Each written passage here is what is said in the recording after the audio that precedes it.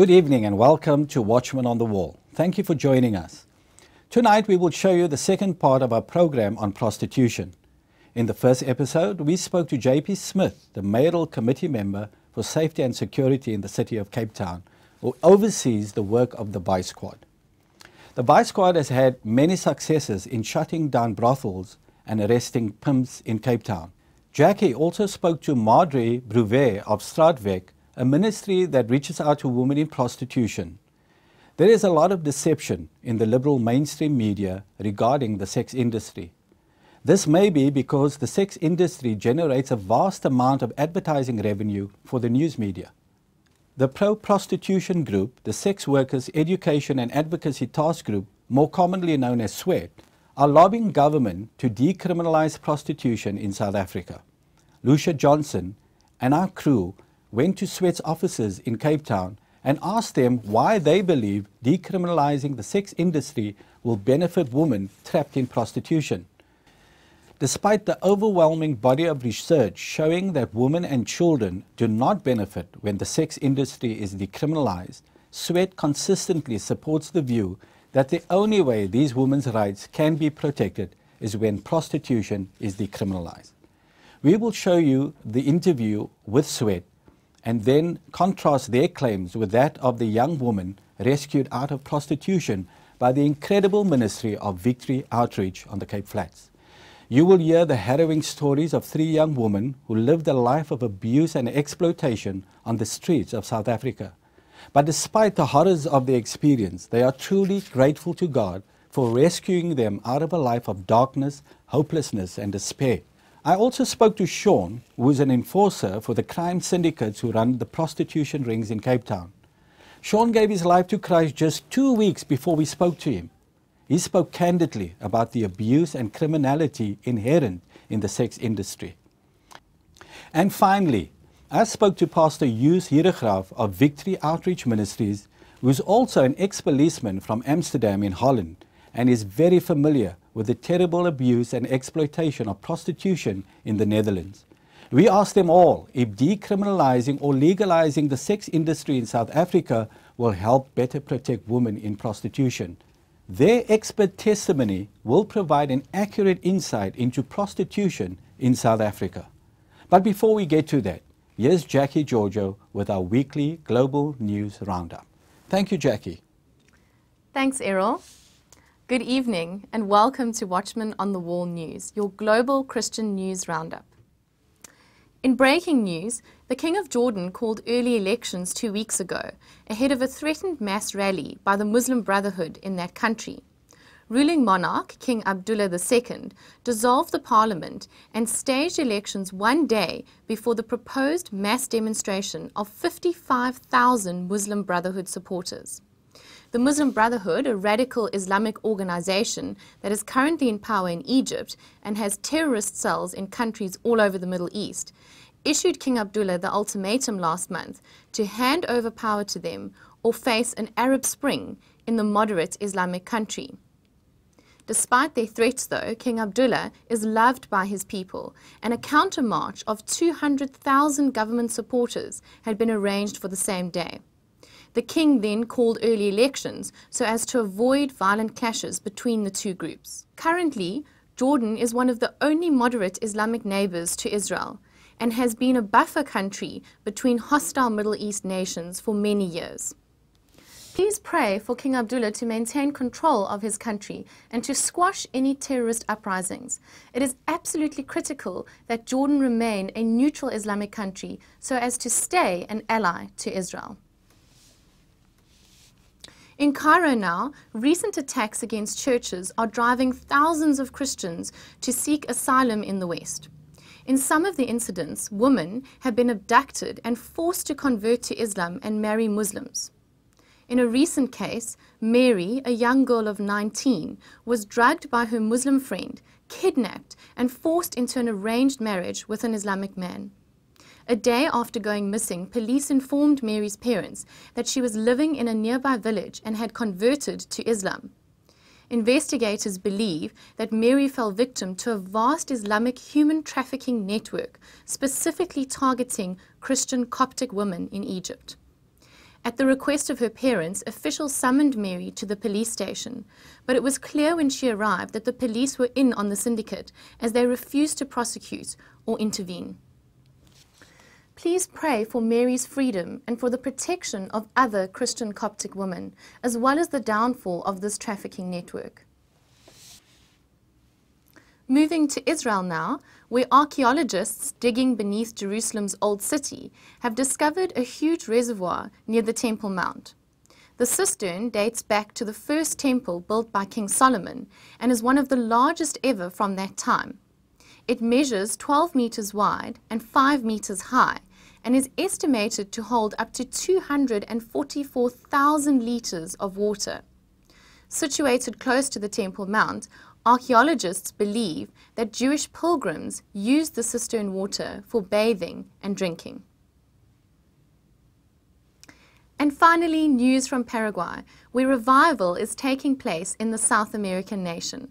For 12 years, a prayer marathon has brought Christians together from around that country to pray for the leaders, spiritual climate, and growth of the Kingdom of God. Every Sunday at 6 a.m. in 85 locations around Paraguay, Christians from all denominations gather to pray and have been doing so for over a decade. The prayer has had such an impact on the country that the president attended an evangelical meeting recently, a first for that country. President Federico Franco visited the Thanksgiving and worship service, partly because he was humbled by the consistent weekly prayers offered up by Christians for his government. Since the prayer marathon began, Paraguay has experienced a 10% decline in crime and a 15% increase in church growth. Many miracles have also reportedly taken place at several of these Sunday sessions. We praise God for the Christians in Paraguay and their prayer initiative and encourage Christians in this country to do the same. And that's a wrap from Watchmen on the Wall News. Stay tuned for more after the break. Good evening, ladies. This evening we'll be speaking about decriminalization of the sexual industry in South Africa. Please introduce yourselves and your organization.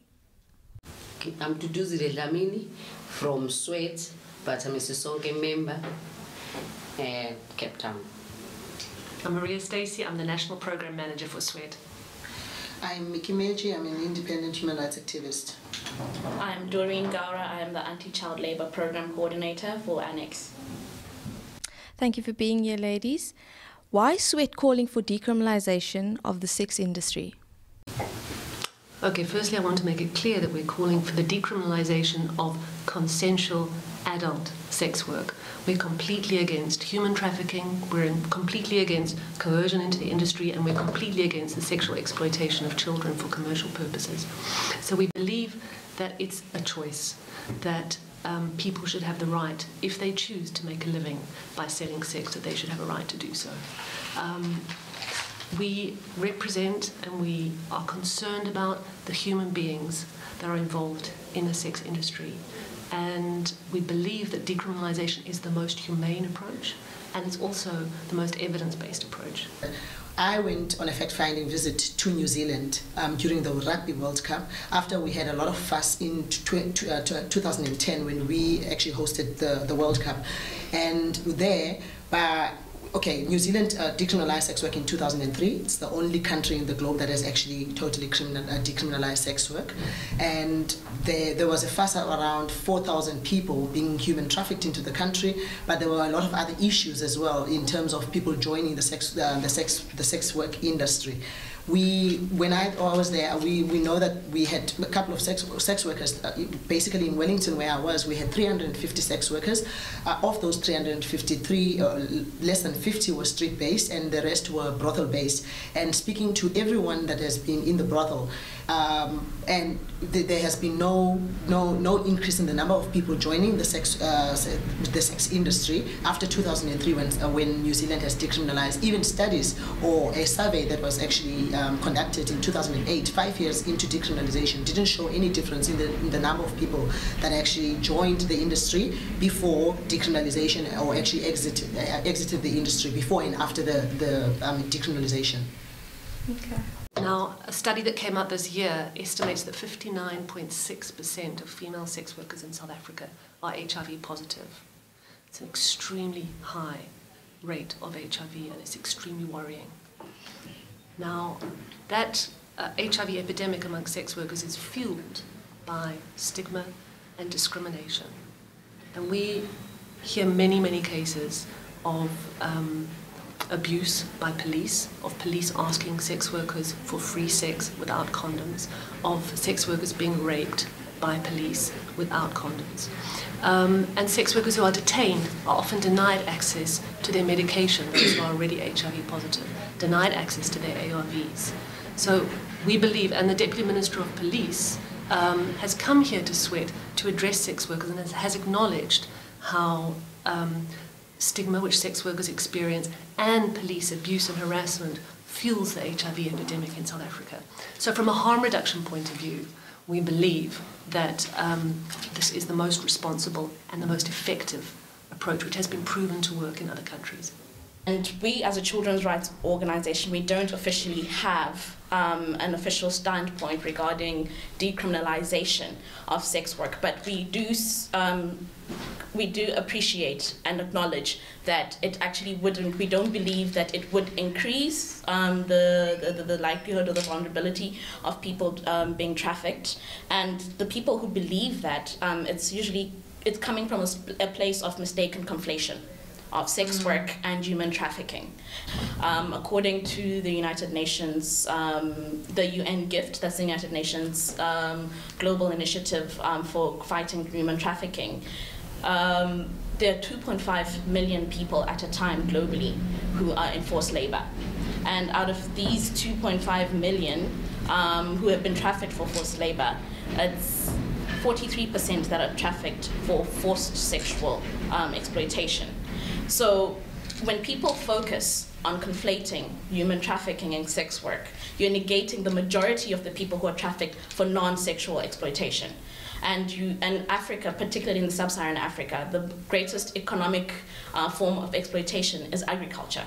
So with our concern as an organization is that if we focus too much, or if we conflate these two issues that are not necessarily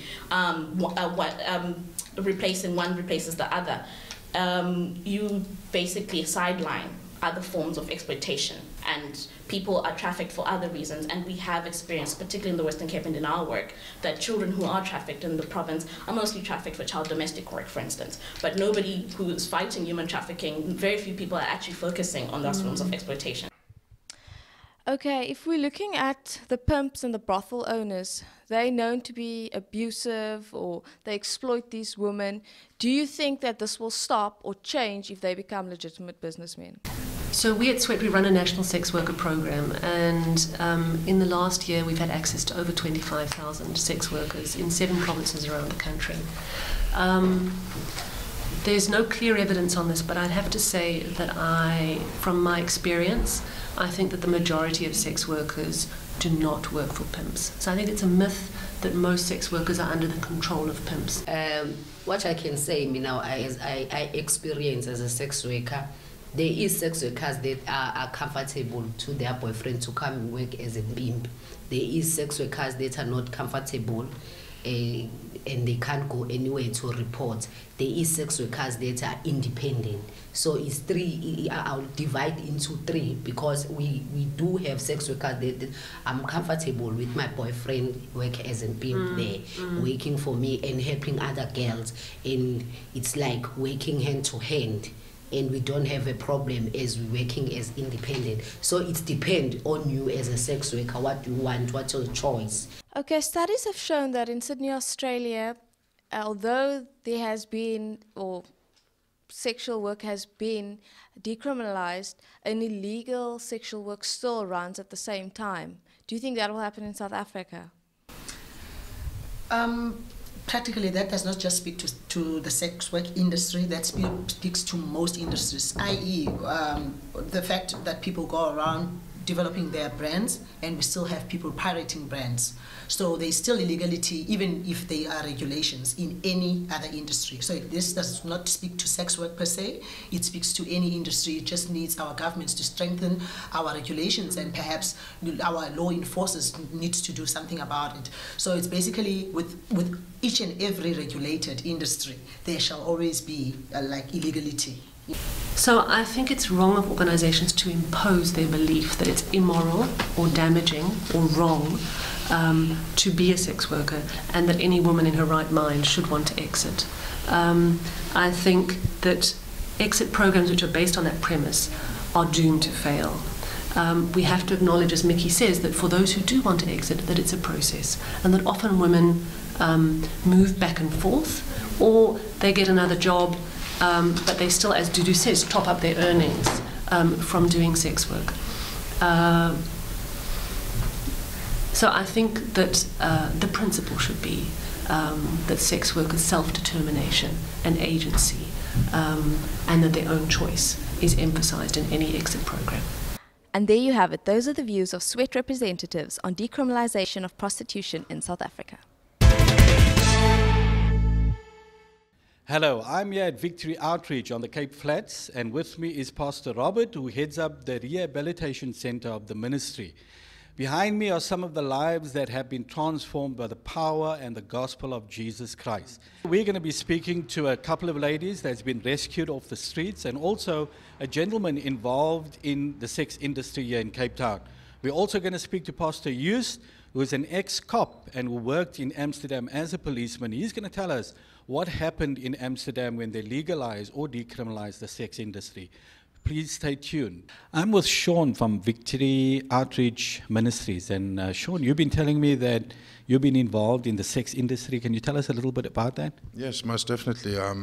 I've been involved in the sex industry in Cape Town for numerous amount of years, about 7 approximately, as an enforcer for organizations that run these agencies, making sure that the money is coming in, that the women are going willingly to the clients, if not sometimes just forcing them to go. I'm not proud of the things that I've done. Women get exploited. It's a terrible game. People are being used. Like I said to you earlier, it's almost as if you drink a bottle of something when it's finished and they're no good enough, you just throw them away. Now, you say as an enforcer, you had to ensure that the syndicates that control the women, that they do what they were told to do. Yes, most definitely. There are certain organizations in the inner cities of our town that control organized crime. This business is definitely organized. It's exploiting people, and there's a lot of money to be made from it. Being a foreign destination, we get a lot of people coming in there. There's a huge influx of men coming into Cape Town, and we have a lot of foreign women too, a lot of Russian women specifically, in some of the bigger places that are really being exploited terribly. Now there's organizations calling for the legalization or decriminalization of prostitution, and they argue that the woman would be better protected if you did that. Do you believe that with your experience on the streets? No, definitely not. It wouldn't change anything. The woman would still be exploited. They would still be using drugs to ease their consciences for the things that they're doing. That's one of the things I wanted to ask you is all or most of the women in prostitution hooked on drugs? Well, when they come in initially, they are not users. They might be drinkers, but because of the older girls that have been there, that have been doing it, some of these women are servicing up to 7 or 8 men in an evening, if you can just imagine that for yourself. And because of that, they do the drugs to take away their feelings so that they don't have the feeling in order to do the work. So the new ladies that are coming in there start using the drugs because the old ladies are showing them and saying, look, this is how we cope with this. And what happens is that they eventually get so broken that we won't even use them anymore in the club, and they're sent to the streets where they can sell their bodies in the streets. If you're talking about establishing businesses and putting them in businesses, you're just going to make the problem worse, and you're going to be hurting people, really, truly, even more so. Are any women in the sex trade in control of their own lives? I would say a small percentage. But once you're in that game, you're not going to get out of it. Once you get onto the drugs, it's something that rolls into something else. It's a willing decision for some of them because of money issues, you know. But once they're there and you're servicing 6 or 7 men a day, then that's definitely not, you know, what I wouldn't say no, definitely not. Are you concerned about the levels of abuse in the sex industry? Most definitely, most definitely. You know, to exploit women, which are gifts from God, it's not. You know, I'm new in this home. I'm here, I'm changing my life, I'm making a stand, and that's why I'm having this interview with you today, because I feel that what I did was wrong and what they're doing is definitely wrong. Yeah, tell us about how did you get out of it? I heard somebody preaching in a church, and I broke down. The Spirit of God come into me. I cried for the first time in 9 years. I've been here for 2 years, and I just want to tell people that in Victory Outreach, there's something very special happening here, that if I can change, to be able to stand here and make a stand against the things that are happening and change my life completely, then the anointing of God is definitely, most definitely. So if you had an opportunity to speak to women on the street, women in prostitution, what would you tell them? I would tell them about my past, and I would tell them some of the stories of the things that I've done, the truthful things of the broken woman and how they will end up. And I would minister to them about the Word of God, and their hearts would be softened and they would break. They really would. They would stop doing it, truly. So you believe the only way for women to get out of prostitution is through the love of Jesus Christ, through giving their life through Christ? You don't believe legalization is going to help them? No, not at all, sir. You know, the people that are legalizing this business should imagine their wives and daughters having to do this to support their children. You know, the people that are going to legalize this, are they going to let their women come and work in these businesses that are so-called legalized? You know, definitely not. It's not about the legalization of it. It's an easy way for them now to make money. You know, how do these people can't take their money through banks. It's all drug money. It's all woman money. How do you legalize that? You can't. Really, you can't. So you're saying if they legalize or decriminalize the sex industry, you'd be decriminalizing a lot of other things, the organized crime that is linked to it. Most definitely. You know, let's not just stop with this, with women. Let's fight harder for the people that have had their lives broken due to drugs and crime. You know? Have you seen a lot of child prostitution while you were on the streets? No, not really. In these businesses, even though they are illegal, there is a minimum age of 18. You know, you're still paying off policemen. I don't know if I should be saying this, but I'm saying it, you know. So you have to adhere to certain rules, and one of the rules are that the women have got to be a little bit, you know, above 18. You can push it. Some of them are 17, look 18, depending on where you are, you know, in case you are rated, because some of them are rated. You know, if they're not paying enough money, everything works in a circle, mate. Sean, thank you so much for your boldness to speak to us at Watchmen on the Wall. We appreciate it. Well, I just want to give the glory to God, to Jesus for changing my life, and then last of all to Victory Outreach and the men and women that have walked before me to do this. Thank you. My pleasure. While you were in prostitution, did you see a lot of abuse and control by gangs, pimps?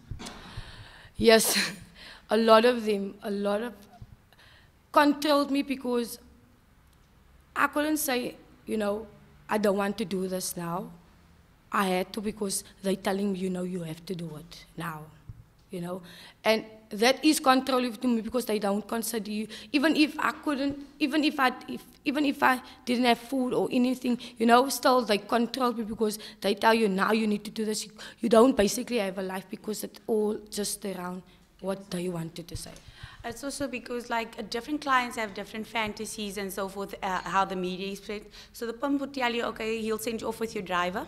And then in this room, you don't know where you're going to. You just find this scene looks filthy, or it's not what you expected because they make you, it seems okay. And when you get to the place, it doesn't look like that. And the client is a guy that's a freak and he hurts you sexually. There's different positions which you don't feel comfortable. And you spoke to the guy and you said, your pump, that you don't want that. And here you come and you get something else. So it affected me psychologically because the things they did to your body, you can't undo.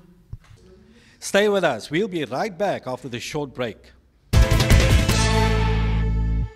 Were the main syndicates controlling the sex industry? Do you know, Shayna? It's mostly gang leaders, especially in Joburg. Like you'd have your pump, the guy that supplies you. Firstly, he'll put you on hooks on drugs. So this is not you doing it because you are not on your right mind. Because when I wasn't on my right mind, he first hooked me on drugs. And then after that, you find yourself addicted. and daily you want your fix, so it would be the pump. And when I found myself, when I became sober, I was like disgusted at myself because I wasn't in my right mind. And the physical abuse, the wounds I have, stab marks and stuff like that, they can't be taken away, but only what I know is God restored my life. That I have that. That's right. Now, did drugs get you into prostitution, or when you were in prostitution, did you get into the drugs? Drugs get into prostitution. I was already drugged.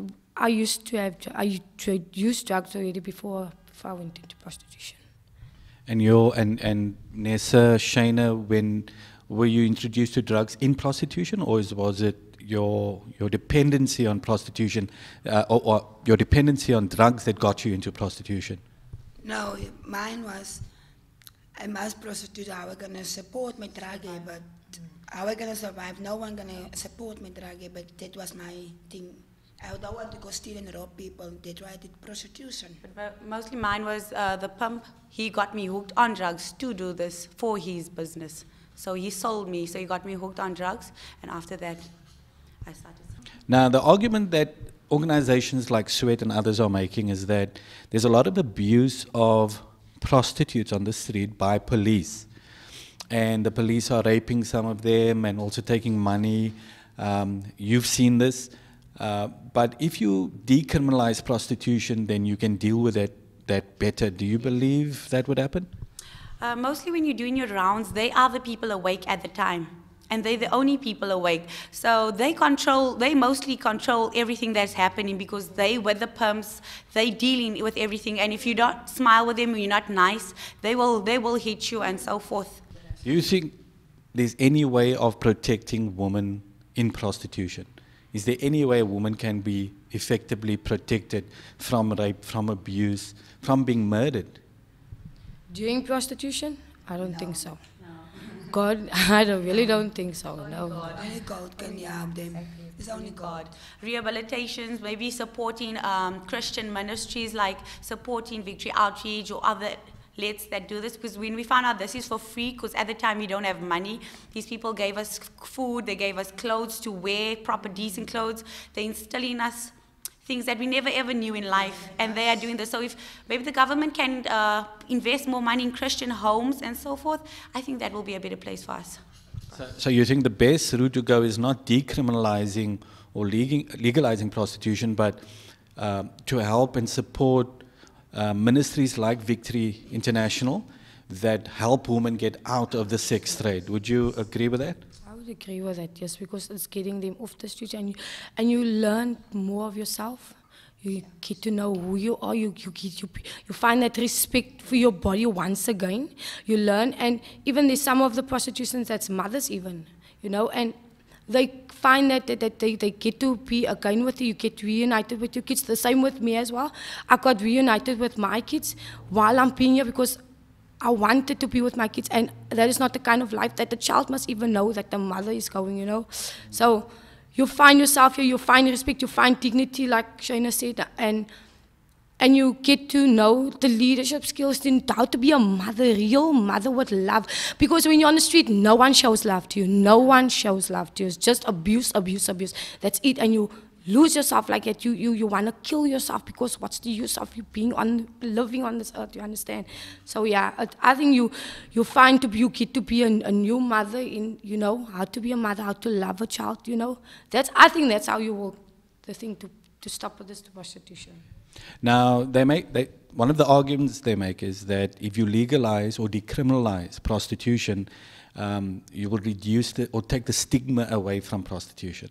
Like, people look down on women on the streets. Do you think that will change if they legalize or decriminalize prostitution? Whether you legalize it or the thing that goes in with it, because like I said, when I came to the client's home and I saw what happened upstairs, it's going to be the same. It's just going to be in a room, and it's going to be more organized. Your boss is going to tell you, go upstairs there, you have to do that. You understand? Your pump. And it's just going to be in an office this time, because it's all happens the same. Once those doors are closed, all the things happen the same. The chains come out, everything comes out. So you get hurt mentally and physically, and then you just have to get up, and all they say is shake yourself off. You got to get off to the next client. Nessie, is this what you also have seen? You don't believe that people's perceptions of prostitution will change if you legalize it? No, I don't see them. They can legalize prostitution like that because how on earth you can legalize prostitution and the people dying there outside and the way the drug dealers abuse the woman. Sometimes it's not your world, you must do something. Sometimes they force you to do it. Mentally and physically, they force you to do it. Sometimes you don't feel like do it, and then they say you must go. How are you going to survive? You're not going to do it. They can't legalize prostitution. In the media, there's been a lot of reports of young girls being trafficked into prostitution, lured, false promises of jobs. In the time that you ladies have been on the street, have you seen a lot of trafficking incidences? Yes, a couple of my friends too that we got to know each other on the streets, they were also promised to say they're going to go better corners, better jobs, and then they got trafficked, and I've never ever seen them since. Never ever seen them since. They disappeared? They disappeared. Annalene, have you seen any incidences of trafficking in the time that you've been on the streets? Not actually, no. I can't recall any of those things. And Nessa, in Johannesburg, Pretoria? Yes, I see a lot of things happen like that. For my friends I met there, I didn't go with friends to that place. I met friends there and they go to some drug lords' houses and then I don't see them after that. After a month or two, then they're gone, I don't see them. What syndicates are controlling the sex industry in South Africa mostly? Is it local or international? International. Some of the nationalities? Yes, like Nigerians, Tanzanians. It's only that not most of, I can say scholars most. Some colors you get, but most foreigners. It's mostly foreigners. Mostly foreigners, and they will be the drug dealers mostly. So it's people who are selling your drugs, which is your Nigerians, Nigerians. It's also your colored merchants who are drugging the girls and then yet pumping them also. So it's your experience that organized crime, drug dealing, all these things, and prostitution all works together? Yes. I say the police also, they know about everything that's happening. They are the main syndicates because if they know everything that's happening, the police is actually the head of everything. So if we legalize this, it's just going to be more money and more things for them.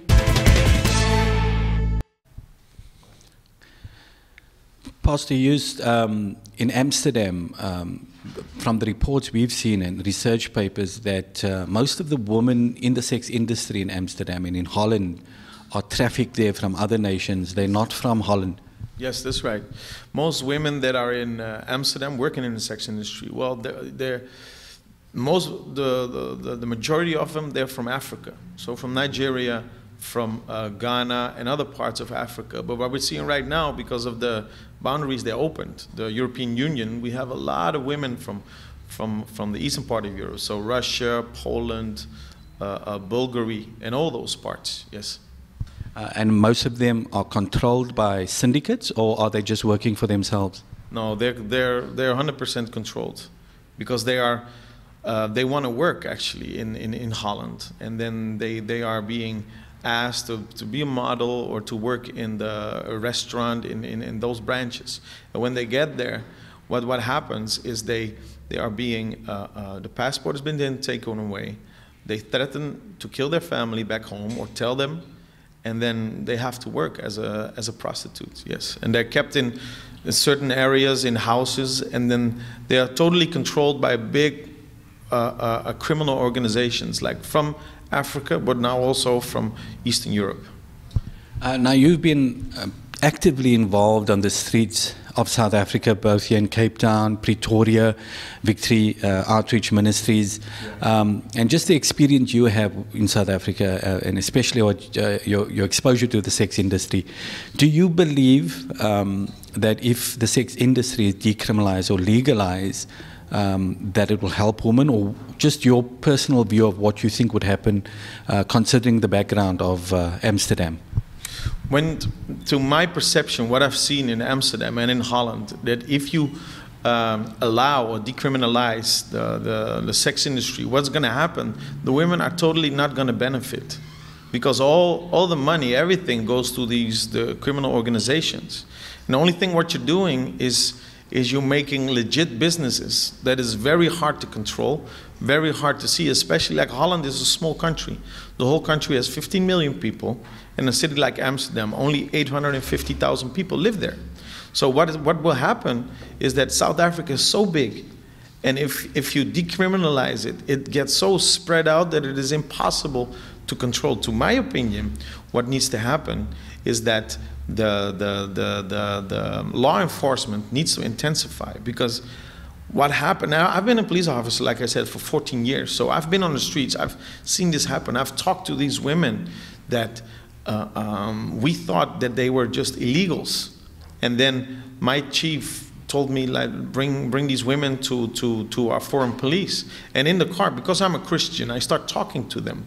And they tell their stories, horrible stories, about how they've been exploited. And the same things are happening here. Because me as a pastor, as Victory Outreach, you can, if you hear those stories of the women that come in here in our Christian recovery home, and that the testimonies, and you just heard them, it's terrible. So what's going to happen if you're going to legalize it? Then they have no say-so at all. What the law enforcement needs to do, they need to intensify the persecution of the criminals.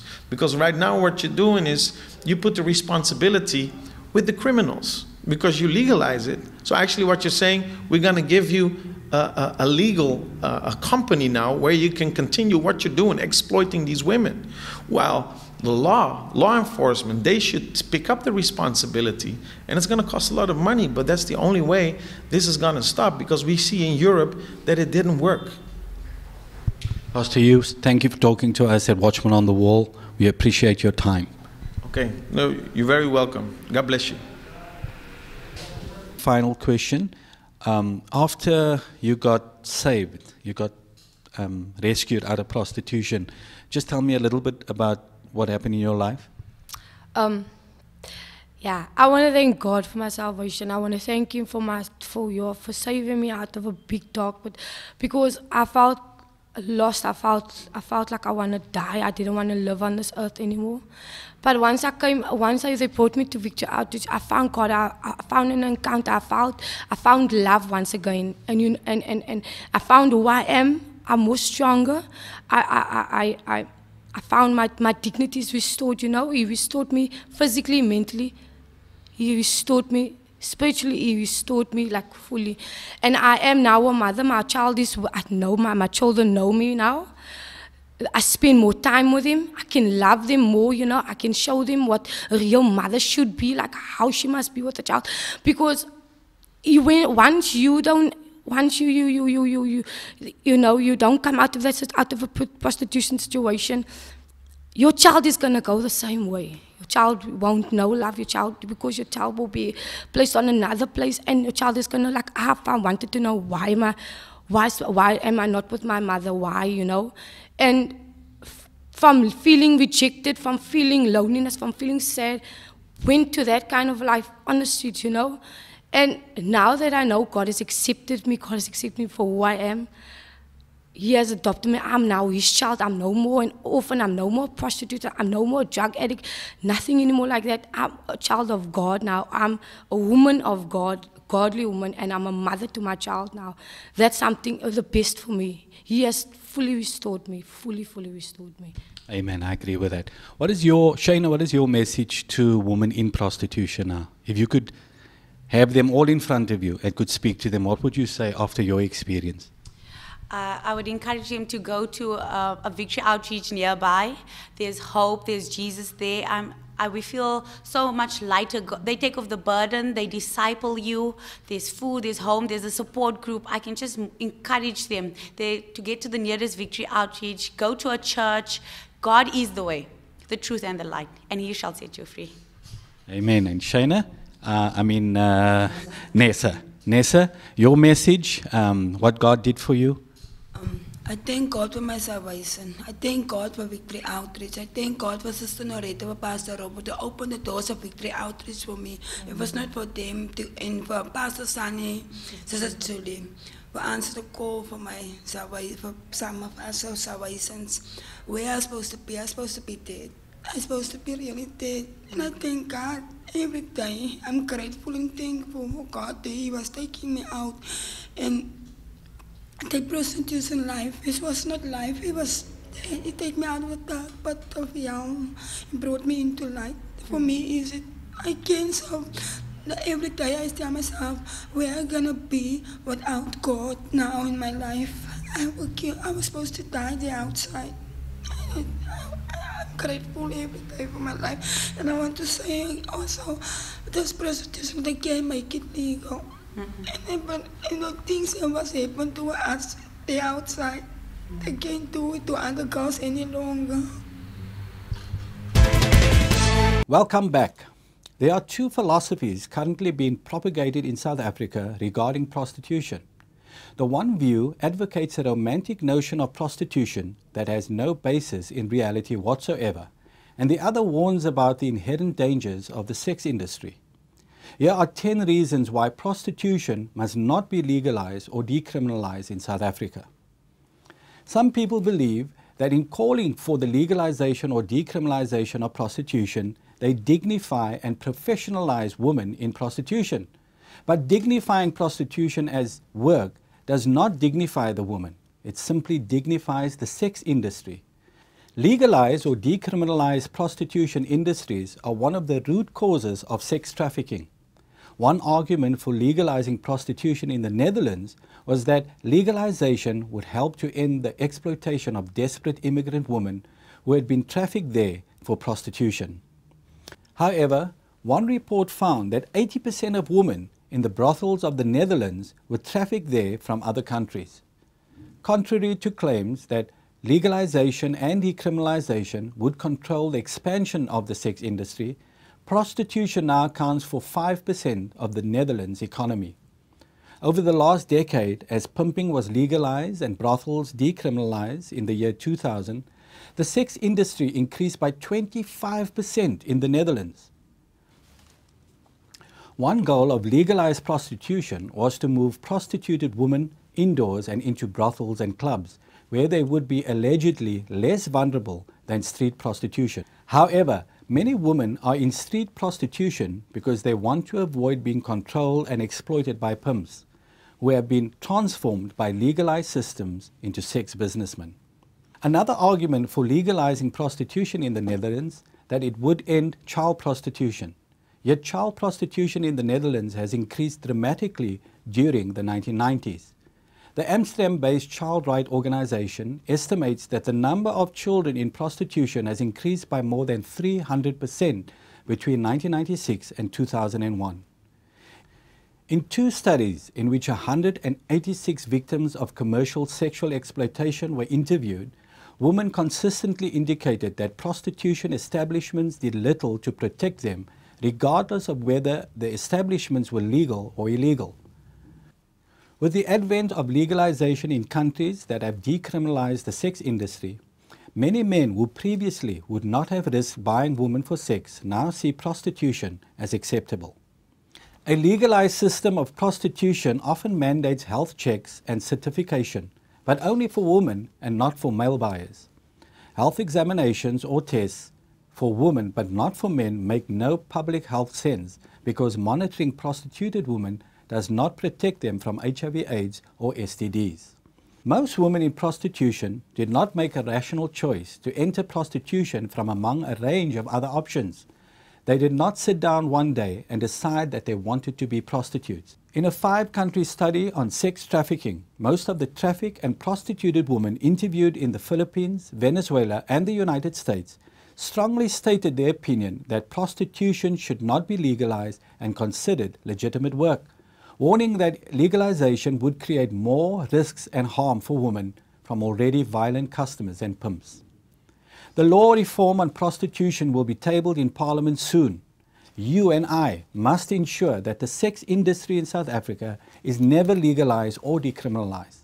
The lives of too many vulnerable women and children depend on you and I. We must not let them down. And that's my summary. For more information and research about prostitution and other issues, please visit our website at familypolicyinstitute.com. You can also subscribe to my weekly newsletter to stay informed and updated about current issues. Please join the official Family Policy Institute page on Facebook to join the debate. If you have a comment or suggestion for the show, please email us at info@familypolicyinstitute.com. Thank you for joining us tonight. Please tune in next week, Tuesday at 7 p.m. for more in-depth analysis of the many challenging issues we face in society from a biblical Christian perspective. God bless you, and remember to keep standing. Good night.